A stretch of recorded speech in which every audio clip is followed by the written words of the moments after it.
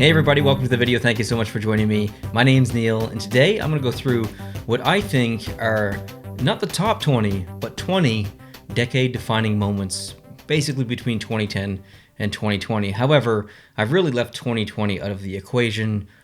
That whole year could be a video in itself about defining moments. I really stuck to 2010 to 2019. So when I created this list, I didn't create it trying to rank them or come up with the top 20. It's just 20 things, and some of them are a bit specific to me and the teams that I cheer for. So really, it's a bit of a personal list, not really meant to be a broad global list. But I really invite you guys to add on to this list down below in the comment section. If you think I missed something, let me know. What was a defining moment for you in the past 10 years or 9 years, from 2010 to 2019? I would love to know what you think should be on my list, or just in general, something that should be noted. So here we go. Here are the 20 defining moments for me in the last decade. Starting off with number 1. The Chicago Blackhawks winning 3 cups in 5 years. I mean, absolutely. This list isn't ranked. I said that. But if I were to rank it, this would be near the top. I'm wearing Chicago merchandise. As you can tell from my background of jerseys, I do collect jerseys. I'm not a Chicago Blackhawks fan. If you know me, you already knew that. However, as a hockey fan, watching a team do what they did, winning 3 cups in 5 years, something that may never happen again. We think back to the dynasties, the Montreal Canadiens, the Edmonton Oilers, the Islanders. There are other teams that just go on these massive runs and win 4 cups in 4 years or 5 cups in 5 years. We're never going to see that in the NHL again. It's just, there's too much parity. It's just not going to happen. So to see a team in the modern age of the NHL win 3 and 5 is truly like monumental. It's really special. So I cannot congratulate the Chicago Blackhawks enough. Wasn't cheering for them in any of those years other than the first one. I was cheering against them for the final 2. But I mean, as a hockey fan, you just need to step back and really appreciate what they did. So this would be high on my list. If this was ranked, I think it probably should be in most people's lists. It is massive. It is definitely one of the biggest things that have happened in the last decade.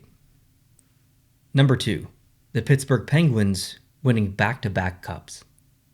So honestly, much like Chicago, I'm not really a Penguins fan at all. But I would be a fool to not have this on my list. What Chicago did, Pittsburgh almost got there. But they did it in almost a different way as well. They did it back-to-back. Back-to-back. That is something that's maybe as rare, not rare is the wrong word, maybe as difficult, maybe a little less difficult than winning 3 and 5. Winning back-to-back, there's so much competition in the NHL today. You could be a top team, S-tier team, and still get defeated by a lower tier team, not because of skill, not because of effort, just because these lower tier teams can compete most nights with these top tier teams. Obviously, there's some a lot of mixed matching and certain matchups and stuff, but you understand what I mean. And I can't imagine that we'll see anytime soon a team replicating what Pittsburgh did. And I really appreciate them doing that. Much like Chicago, I wasn't cheering for Pittsburgh. I was cheering against them. But as a hockey fan, I have to not be biased here. I have to appreciate what the team has done in the past decade, specifically in those 2 years. And even without those 2 years, the team is competitive year after year after year. Guys going out, guys coming in, the core becoming older and still remaining competitive. Even today, even going into the season that's coming up, Pittsburgh is going to be competitive. A lot has to do with Malkin, Crosby, that core, but still, it's a team that you cannot underestimate. It's a team you need to be aware of. It's a team you need to study up on. Wouldn't be surprised if Pittsburgh won the cup this upcoming year, or the year after that. That may not be the team that they were 2 years ago or 4 years ago, but they're still super competitive, and I believe that they can get the job done, even though I won't necessarily be cheering for them. All right, let's move on to number 3. The Los Angeles Kings win 2 cups in 4 years. So the trend continues here. Another team winning multiple cups in just a couple of years. The Kings, 2 cups in 4 years. Truly a remarkable achievement. And much like the other teams, I'm not a Kings fan, basically in any way. I love that New Jersey that's over there, but still not a team I generally cheer for. I was cheering for them that first year, but not the second year. So this one is in line with the first two. I tried to pick the first three that I talked about to be something I thought might be on everyone's list or the majority of people's list because it's not something we see very often. LA has unfortunately not had the same kind of turnaround that Chicago is now kind of going through. Chicago, they rose, they fell, now they're coming back up. Pittsburgh rose, fell a little bit, starting to come back up, hopefully. But LA has really kind of struggled for, I would say, at least 2 years. They got to the playoffs a couple of years ago, faced Vegas in the first round. Jonathan Quick stood on his head, but they didn't really have any other push other than that. And since that point, it's really been kind of a lull for the LA Kings. So I think we're going to see them come back. They've got a lot of work to do as far as players, team management. There's a lot to do. Drafting. There's a lot to do in LA, but there's a lot of bright points in LA too. So we'll see them come back up. Just might take a couple more years than Pittsburgh or potentially Chicago. Chicago's a little bit ahead of them. This one has to be on the list. LA Kings winning 2 cups in 4 years. Number 4, Connor McDavid getting drafted and his first season. Every year we get incredible players who enter the league. It doesn't matter if they're first overall. They could be 20th overall and, surprise us. That's how much talent there is out there, whether it's Canada, United States, Finland, Sweden, wherever the players are coming from. Germany now, that's a country on the rise. We are so lucky to be blessed with all of this amazing talent that enters the league. And when Connor McDavid entered the NHL, he's a generational player. So yeah, we are gifted every single year with incredible players, but McDavid stands out. He is like a Crosby, like a Gretzky. He really is that kind of top tier echelon superstar that can literally take a team on his back and push and push and push. Unfortunately, they have not been able to push hard enough to win a cup or even really get close. But man, has he pushed. Look at his statistics, look at his play. You don't need to look at his numbers. Just watch the kid play. I don't know if he's the best player in the league. But I think he's the best offensively gifted player in the league. I probably debate that. So I'm not a McDavid fan, but watching him just as a hockey fan get drafted first overall, come into the league is a really special moment, really, as a hockey fan, just to be able to say, yeah, I was watching hockey at that time. I was into hockey, and I watched that happen. I watched his first game. I watched his first season, and I was blown away. So I'm happy that I'm able to say that. And to me, that was a pretty defining moment in the last decade. Number 5, Edmonton gets 4 number 1 first overall picks in 6 years. I mean, it really is kind of ridiculous when you think about it. 4 number 1 picks in 6 years. I think that's correct. If I'm wrong, correct me in the comments, but I'm pretty sure in my memory banks here, it was 4 first overall, first round picks in 6 years. 4 and 6. We'll never see that again, probably, and it never should have happened. And I think that's what kind of makes it a decade-defining moment. The system's not really supposed to work like that. You're supposed to have a little bit more parity where if you end up in last place or near last place, you're not gifted that first overall pick every single time. The math is supposed to work out where sometimes you're going to get it, but most of the time you're not, just based on statistics. I don't want to use the word unfair, but maybe missed opportunity. Because when you win, I'll use the word win.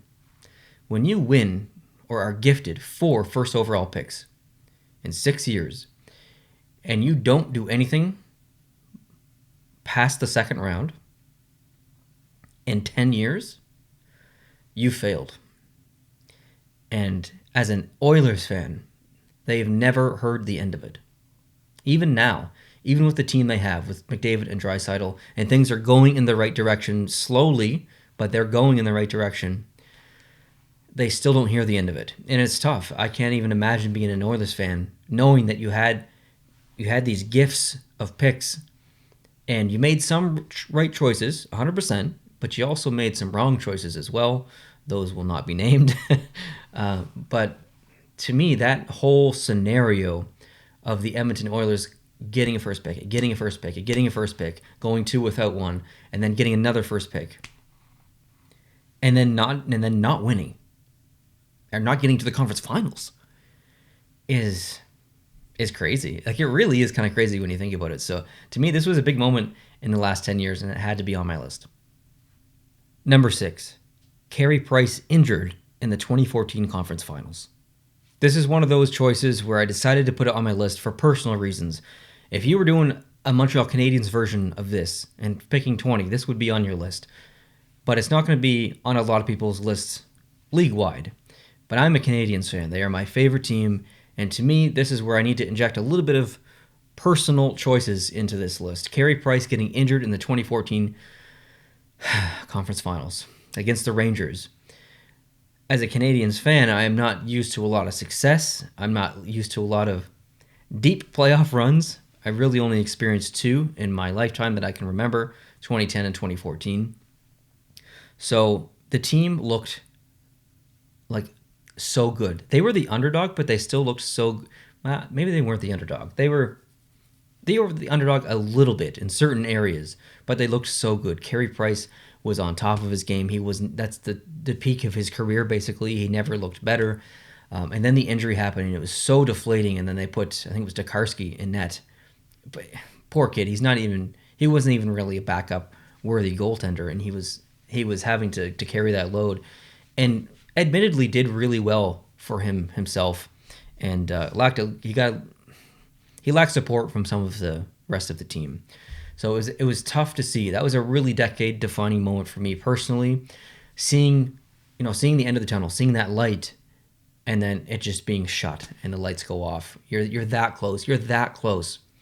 Because if Montreal won, I think they would have went on to play LA, and LA whooped the Rangers. So maybe LA would have whooped Montreal, but still having that rematch from 1993 and watching that narrative take place and seeing if LA could avenge their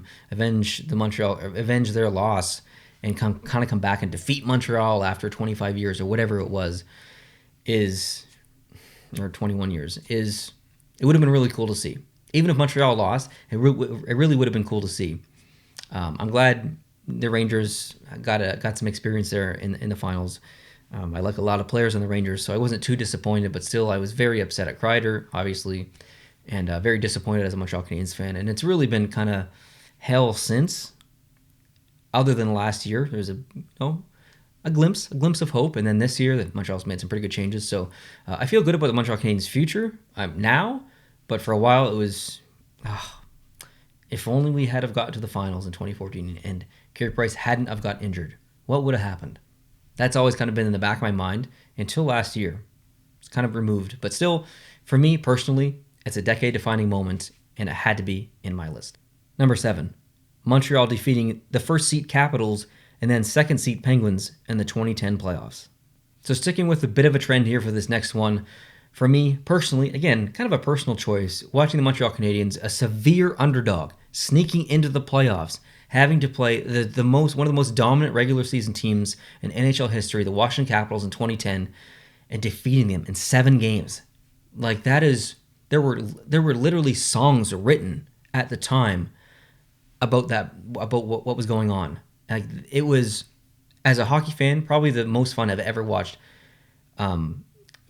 because Montreal wasn't supposed to win, yet we won. So the feeling of defeating that, David versus Goliath, and defeating Goliath was really, honestly, some emotions I'll never forget.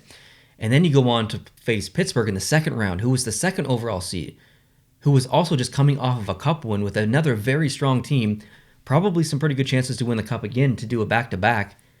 And then Montreal beat them again, or Montreal again won a round, the second round, and went on to the conference finals, beat Pittsburgh in 7 games.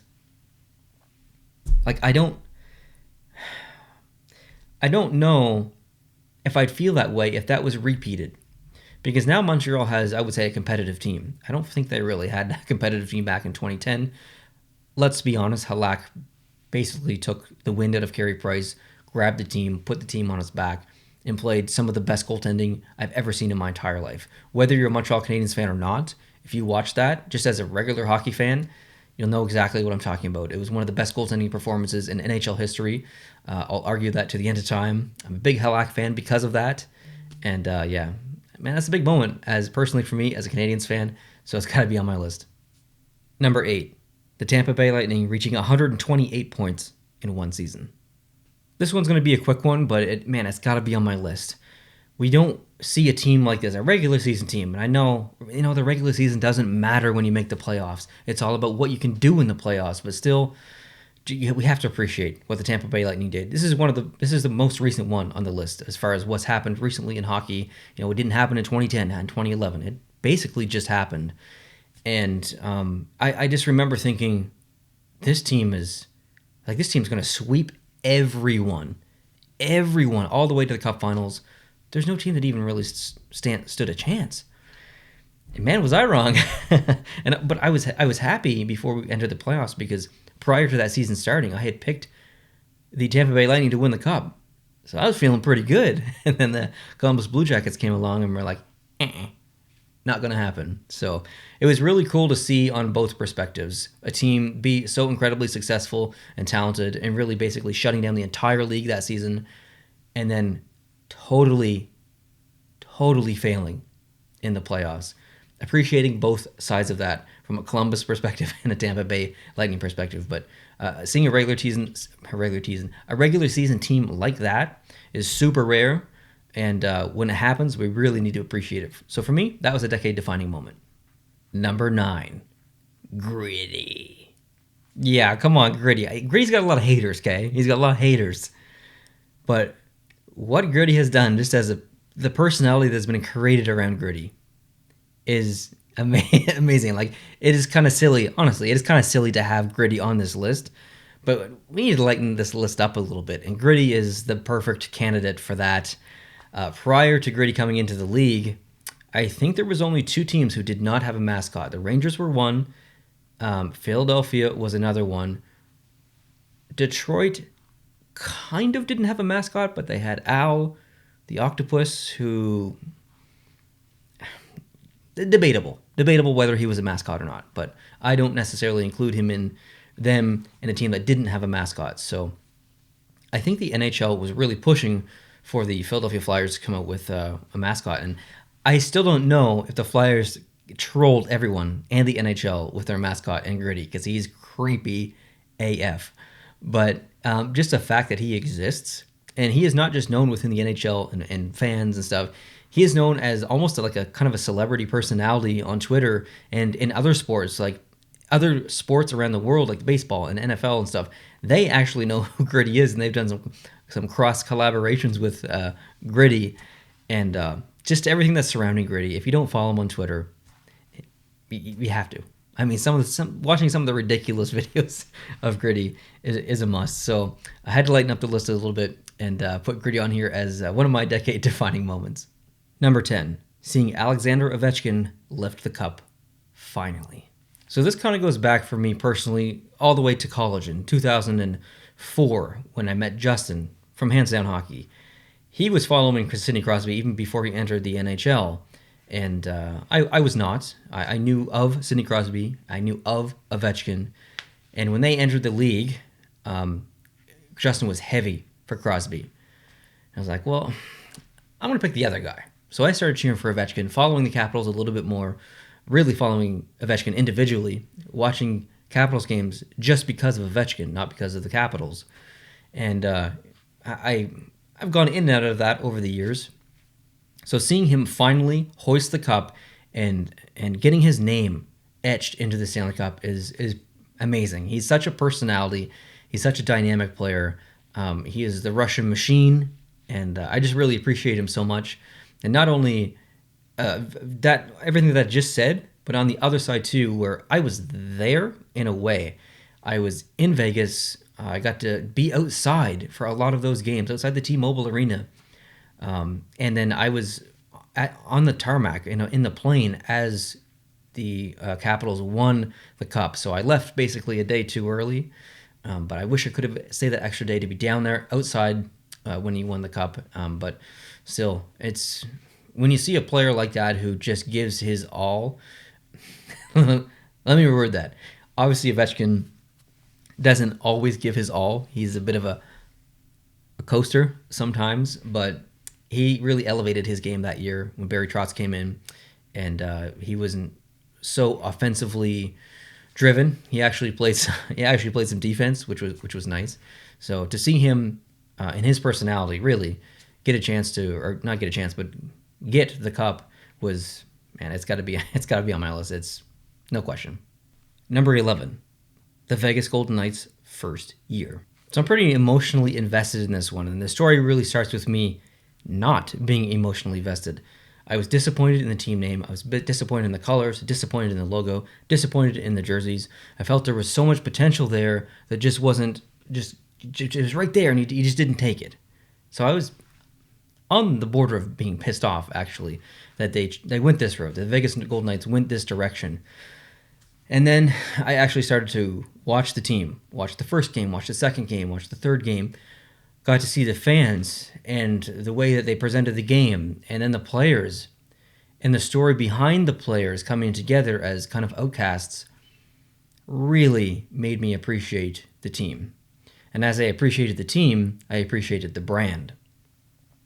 So, yeah, this jersey is ridiculous. It is absolutely insane. Like I'm almost have to wear sunglasses because of the glare off this. Obviously, I'm joking. It's not that bad, but it is a brand that is pretty unique. They really kind of take it to that Vegas level, which is great for the NHL and marketing.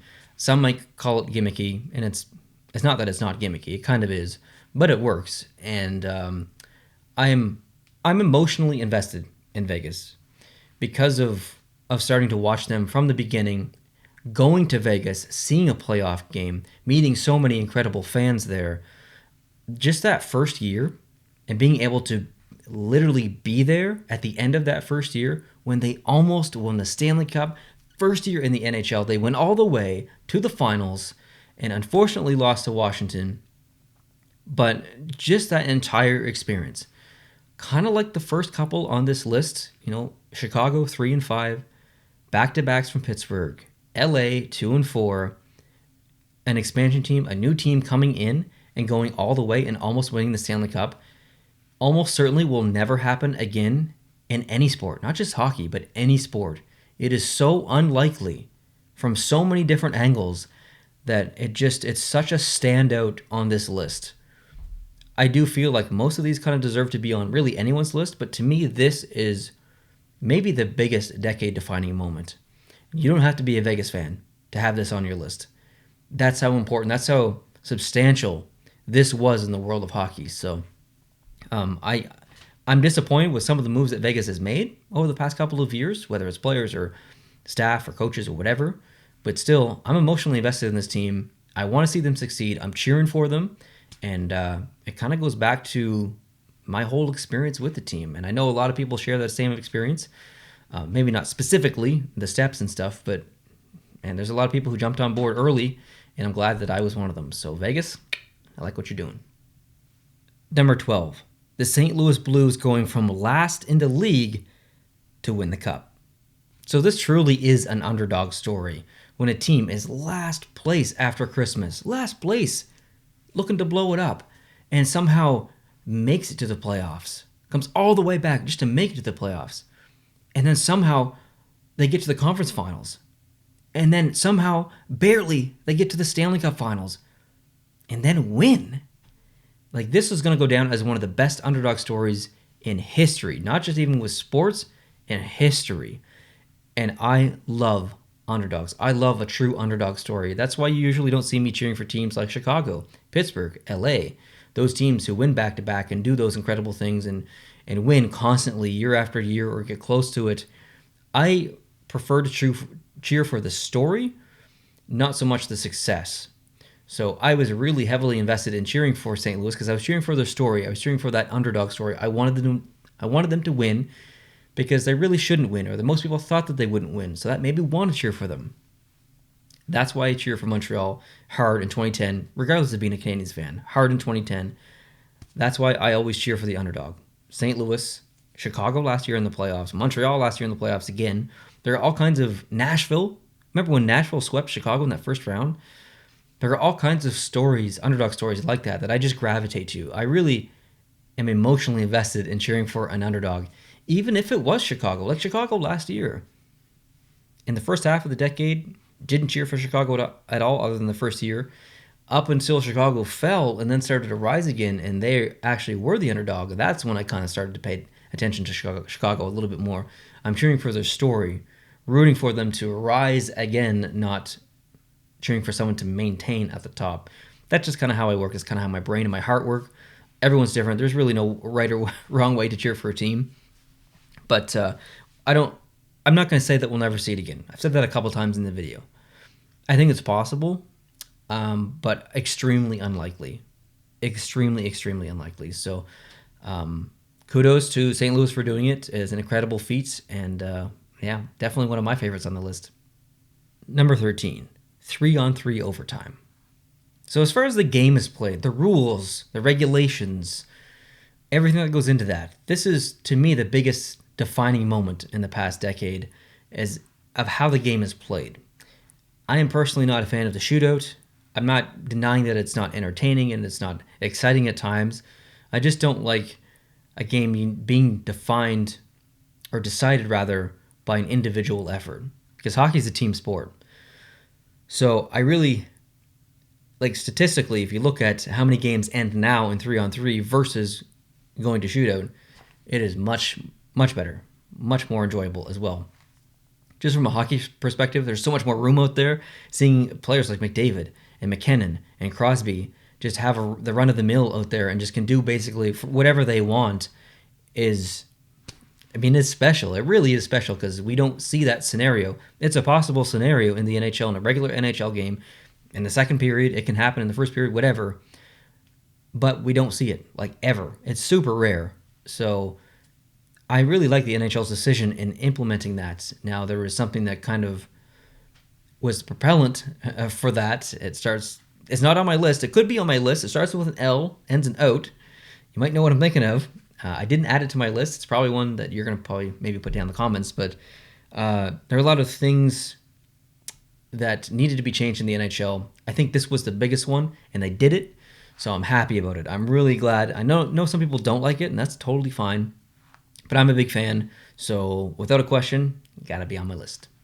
Number 14, sweeps in the playoffs. So honestly, this one is really specific, and it's not specific to me emotionally or anything like that. It's just a really specific thing to have on a list that I kind of tried to pick something that maybe someone else wouldn't have, or most people definitely wouldn't have on their list. But it is something of significance. It is something that happened that usually doesn't happen ever.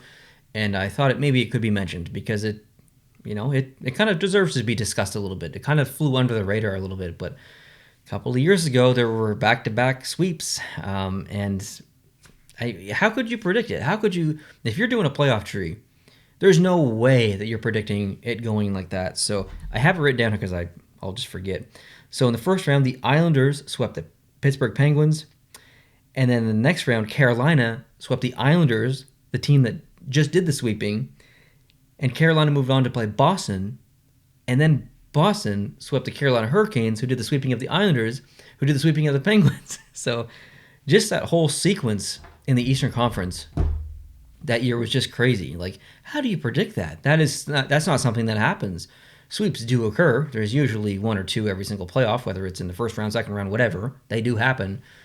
But back to back to back, and then another level in between that of the team that swept got swept, and then the team that swept got swept again. So just kind of a strange thing, and I thought it deserved to be on the list.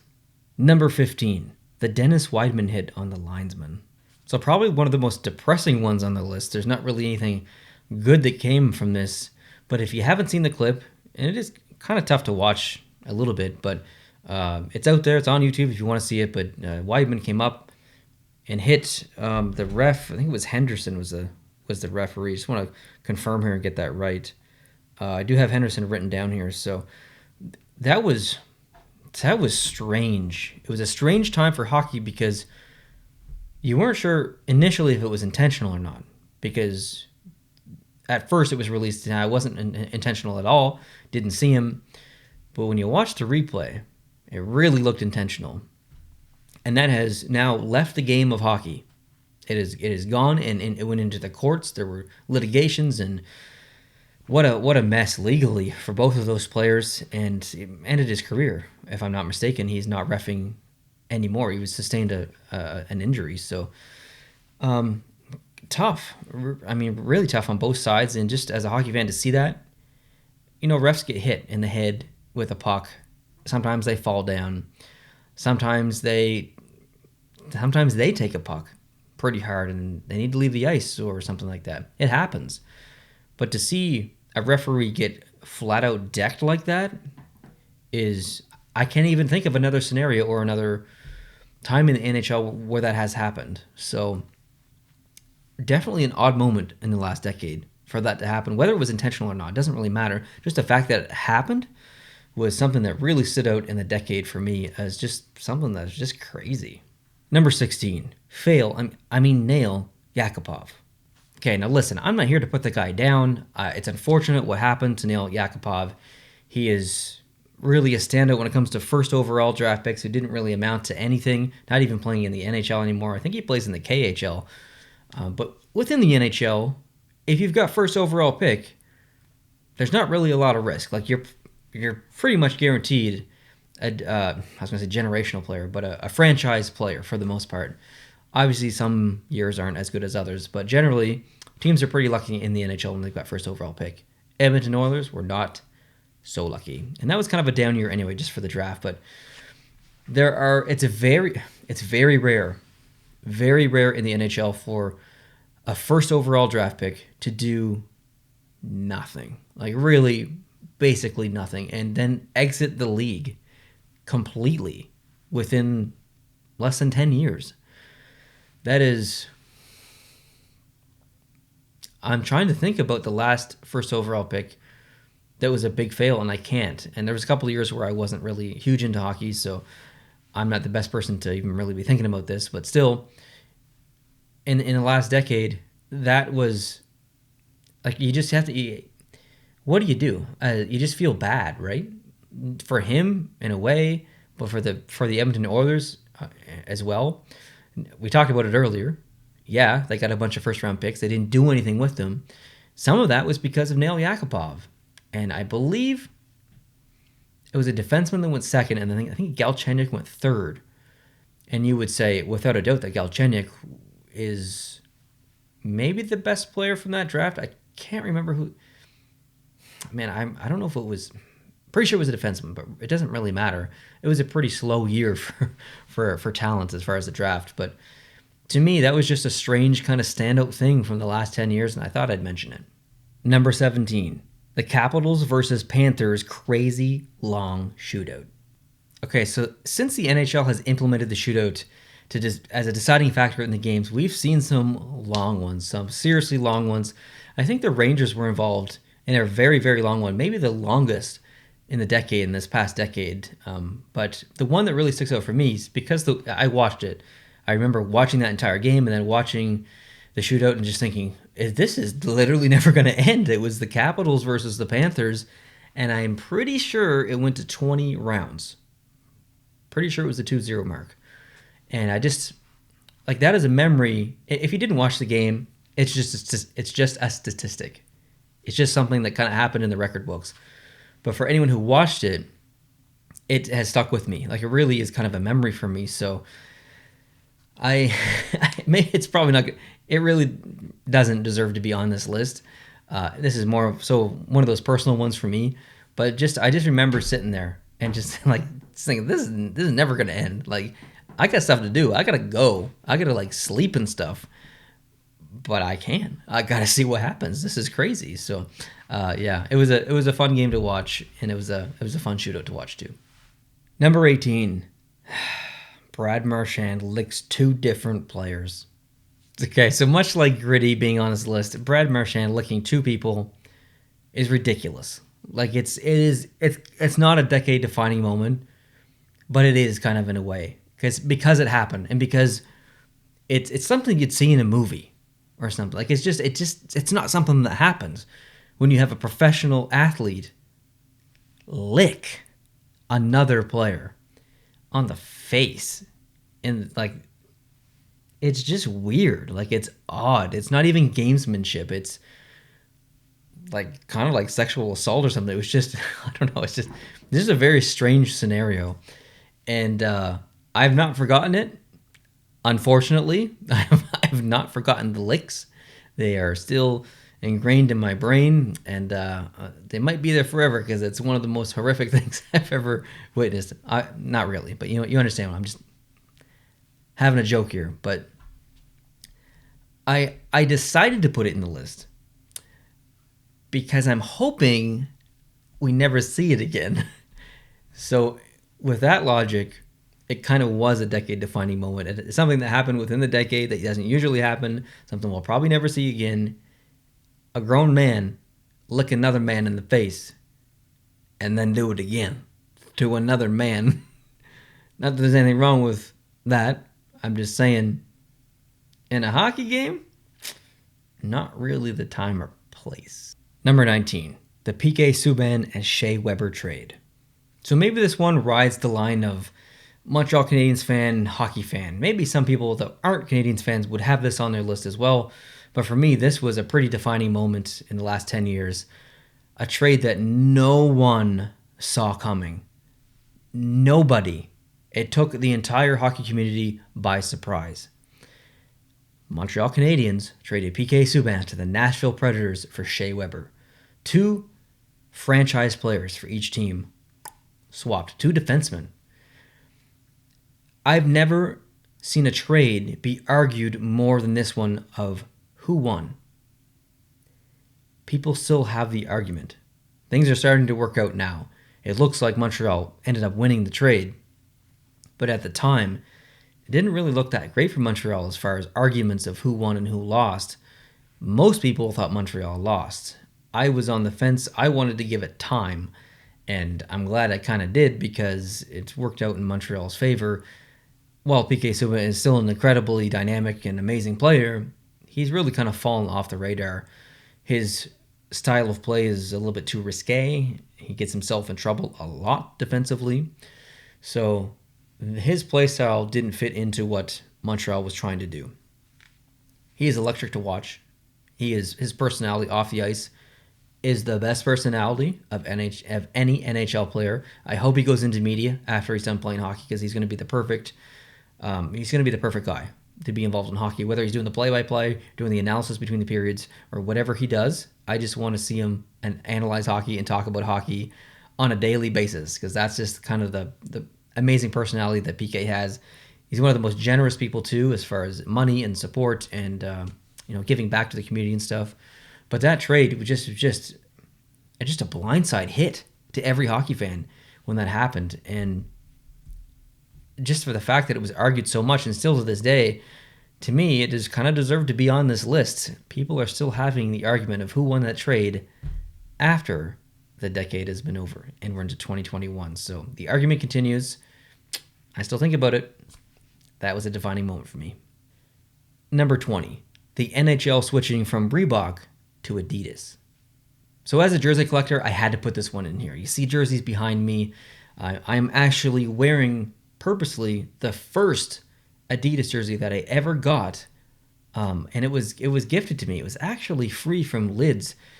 Prior to Lids being bought by Fanatics, Lids was actually a pretty good company, and some of the people that I got a chance to work with through Lids and get to know, and like that company was incredible, amazing. It was my favorite company since Fanatics has purchased it. All those people are gone. Their whole structure is completely different. Their website is just a copy of the Fanatics website, basically.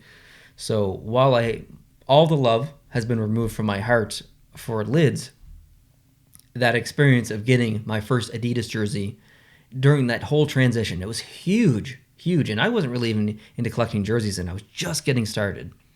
It was huge for the NHL. Reebok makes nice jerseys. Adidas makes better jerseys. I think that's kind of fact. I still collect Reebok jerseys. I bought one recently. I made a trade for one recently. I love having them in my collection. They are comfortable. They are shaped a little bit different. Some of the jerseys I find more comfortable in Reebok than I do Adidas, depending on the team and the logo and the size and stuff. But I think overall, generally, the materials that Adidas uses are much better.